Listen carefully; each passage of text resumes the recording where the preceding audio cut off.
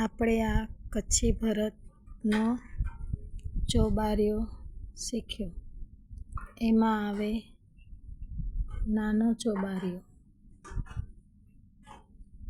હા, પછી આ આવે ચોમથો. એમાં 5 ચોબારિયા ભેગા હોય, 4 ખૂણામાં 1 વચ્ચે. પછી આવે આને કહેવાય તુલસી ક્યારો. પછી આવે આને કહેવાય 3 ખુડીવાળો. અને આવે આ કાંગરી. એક ચોરસ જોઈન્ટ કરીને કાંગરી કહેવાય. આની બોર્ડર બનાય. કચ્છી લોકો આ બધું ભેગું કરીને બધી ડિઝાઇનો નાખીને એની સાડીઓ પહેરે છે.